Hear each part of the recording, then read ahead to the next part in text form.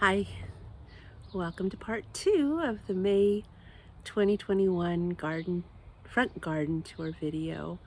It really was meant to be part of one video, as I do every month, but unfortunately the video was just too long, so I thought it would be better to divide it into two, and I'm posting them the same week. I try to post a video, a garden tour video of the front once a month and a garden tour video of the back once a month, but I'm also trying to get more consistent about posting videos, and so I'm posting other videos with a schedule of a Saturday at 2 p.m. Pacific time. So I don't have any particular plan, but there will be other videos. How this all started was that I am transforming our neglected home, and during the pandemic we had extra time, so we decided it was a good time to tackle some of the bigger projects. And I have always chronicled what I do through photographs, but doing it with videos ended up being a much cleaner solution, because you can go through an area quicker and you can actually do a commentary as you go. So I love keeping a record of what I'm doing, because it helps me to see what I've accomplished and how far I've come, what still needs to be done, what's working, what's not working. And I actually watch a lot of garden videos and I find them very inspirational. So I thought, well, if I'm making these videos for myself, maybe they'll help someone else. I don't know. But I'm going through the trouble to videotape them anyway, so I'm going to go ahead and put them on YouTube. And that led to me also starting to learn to edit videos, which is a whole nother thing. It's something I'm not very good at yet, but I'm trying to improve. So I started the videos in January. The first video was front and backyard, but as I mentioned, I'm now doing them in halves. That way I have a little bit of extra time to dwell on whatever project I'm working on, or talk a little bit about a plant or something that I want to talk about. But this month got a little bit away from me, so enjoy part 2. Thanks for checking it out, and I will see you with another front garden tour next month. Bye. Okay, so it's later in the day. I've been waiting for this area to get shady. We've been waiting for this area to get shady, because it's in so much sun a good deal of the morning that there's just a lot of glare. Plus it's hot. So, as I mentioned, I had to pull out my other Wheeler's Dwarf, but this one looks pretty good. There's a pot of alyssum behind it, and the alyssum's going to seed and spilling over the, what is it called again? Pittosporum. So I guess I might have some alyssum in this area. Everything else, pots and stuff, looking good. I think I might have mentioned that already. The cat's mint is so pretty. I'm so glad I planted that. I do have a little bit of snapdragon just kind of dotted around the cat mint. I had grown it from seed without a plan of where I was going to put it. So this was the area that I chose.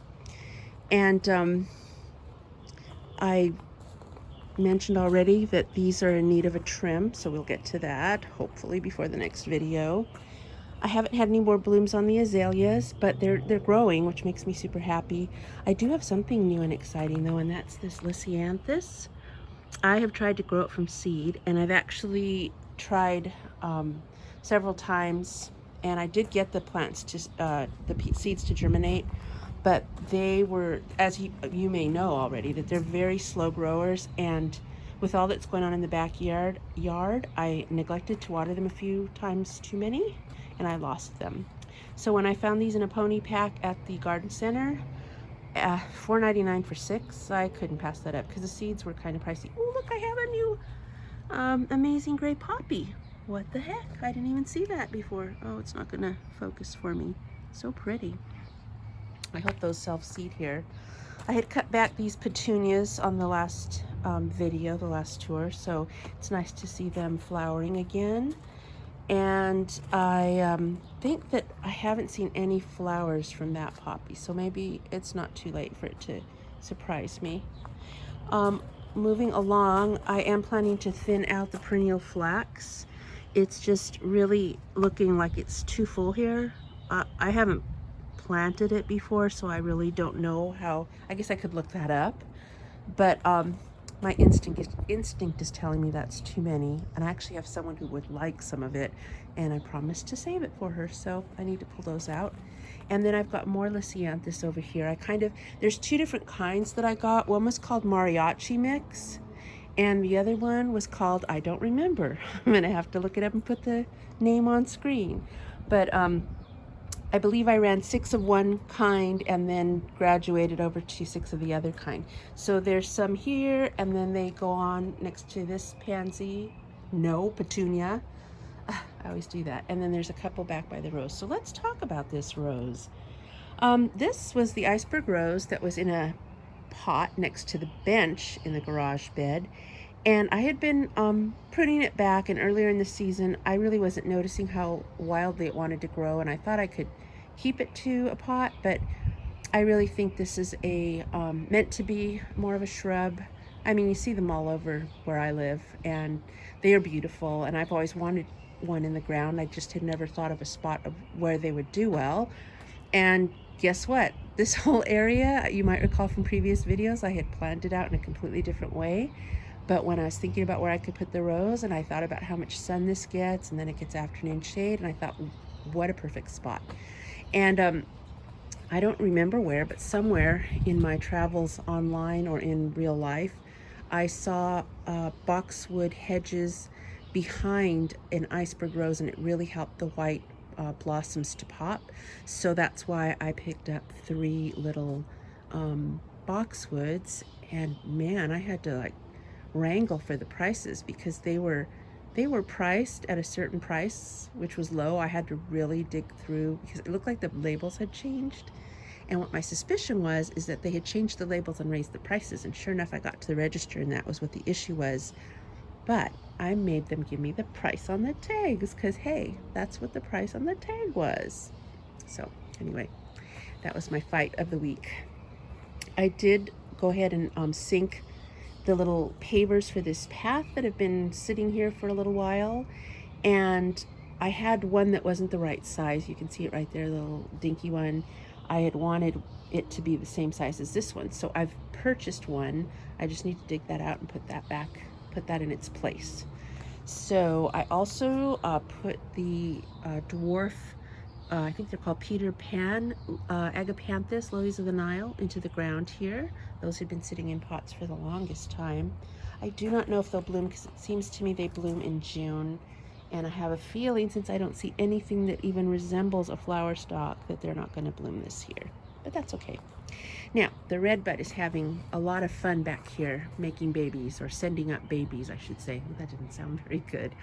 So it's sending up all these volunteers, and I snipped a few off and tried to root them for, to propagate them, and they didn't take. But now that I've got more, I'm going to give it another shot. These are so big. I mean, I don't know if I'm even doing it right, but what the heck? It's that or throw them in the trash. So I'll give them a shot. That would be a great thing to have new redbuds. And then I planted the arbor vitae, I don't know how you say it. I had gotten this on clearance at Walmart like 2 years ago, and you might remember it was it's messed up on one side, which is now the back side, but it was looking a lot better on that side because I had turned that side toward the sun and trimmed it a bit. So it isn't completely destroyed on the back, but it doesn't matter because it doesn't show. And then this is a potato bush, and man, I don't know what got into it, but it just suddenly just exploded with vigorous growth. And when I say vigorous, I don't just mean tall. These are really sturdy stems. They I can't tell if they're going to flower. I think maybe they're kind of like a bougainvillea, where they get a bracket rather than a flower. I think that's what it's called, a bracket or a bracken or something, because it's kind of darker there, you see. But it should be beautiful. I wished I had trimmed it earlier because I wanted it to I didn't want it to be a standard, although I've seen the standards and they're beautiful. But when it almost died, and that's another story, when it almost died, all that was left was the stem and a few branches up higher. And so I was trimming it into a standard, but then I kind of lost sight of it, and this is what happened. So I'll maybe trim it after it flowers. Since I moved the iceberg rose, the pinkish, whitish pinkish geranium got promoted to this spot, and it's not got any blossoms on it right now, but it looks really lovely when it does, because it's such a delicate little color. I've put, I had 2 of these little iron metal obelisks, and I put the 2 of them together, but that's just temporary. You can't even really see the one on the right. So this one had been here for a while, but even that one is not really visible. So those are just hanging around waiting for a new place to be. And I am actually treating the bird bath right now. It smells like vinegar because it is filled with vinegar. And it's very windy. We haven't had any birds around, so I think I'm okay doing that. It's not, you know, noxious or toxic, I guess, like bleach would be. But maybe the smell too would keep them away. I don't know. But I'm going to scrub that in a little bit and empty it. Other than that, my little pots here with the topiary boxwoods look great. The ivy's doing really good. I really like that ivy. I'm glad it's in a pot though, because it looks like it's a good grower. And I don't think I've really seen one like that with the yellow, so I don't know where I got it, but I'm liking it. My ball topiary in the urn here is still looking pretty, also needing a trim. The bougainvillea is looking lovely, although something's eating it, and it could probably use a little haircut as well. My salvias, these are this dark one, I want to say it's that midnight blue, I can't remember the name, but I think that's the name of that one. This one didn't have a name, but it's really similar to that one. I wouldn't be surprised if they're the same, but they're both perennial. And then I have these 2, which I don't think are perennial, but I've had it in the ground for quite a long time. I think I bought them last summer or last fall. So some things that aren't really perennials in California, you can keep them going for a while. We'll see what happens. My Live Forever sedum is still making me very happy. It's not really showy or anything, but it's a nice, reliable little plant, and I like that it's drought tolerant. I got a digitalis, which had a beautiful flower stalk, which I've cut off, and it's trying to send up a couple of other little ones. I don't know whether they'll be worth much, but I appreciate the effort. And I've been deadheading this pink snapdragon. I love it so much. I'm going to be sad when it has to go away, but all good things must come to an end, I guess. The verbena de la mina has been cut back. It was looking pretty scraggly and rough. It was very yellow, and it was looking dried out. And it snapped when you cut it, so I don't know if it'll come back for the season. Maybe it does. You know, it's not a plant I'm familiar with. I do know that it's not going to stay here. This is not its forever home. When I redo the pathway, the entry walkway, I'm planning to move it over there. So I did make an adjustment. I think last month I complained that my lamb's ears were not laid out well, and I like the way they are now. They make me happy. I may, this is feeling like deja vu. Maybe I did talk about this. I may move the one that's furthest over into the spot where the snapdragons are when they're done, or maybe if I can divide it, do that, because I would like it to be more continuous. And then I played around with all these plants here. They were bugging me, and I like what I've done with them, but I've come up with some little tweaks that I want to make. So, and I feel like maybe I did mention this in a video too, so I'm probably repeating myself, but the carnations, which I found out are not carnations, they're dianthus. I mean, same family. They, I don't think I'm going to keep them here. I don't know where I'm going to put them. I had thought I might put them back where that iceberg rose is, but now I'm not sure. So we'll see. But the Angelonia, which has been moved several times, I believe I'm going to move here. 1, 2, 3. So it's going to basically take the place of those 2 dianthus and one more there. And I think I'd like to put another foxglove digitalis right there. So moving around the corner, I have these 2 Mexican heathers, which are filling out, and they have had a few little blossoms. They don't get very big, so I think they're in a good spot. I had a couple of anemones where this tray of zinnia seedlings is, and they've both finished. So I think what I'd like to do, in fact I planned to do it today, is put some of the Lilliput,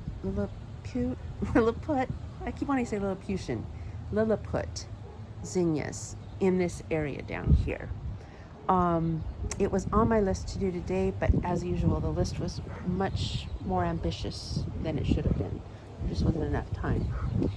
And my evening sensation petunias are still looking really good. I actually have never seen any flowers on the one all the way to the right. So that gives me the idea they might go a little longer, I'm hoping, like into the summer.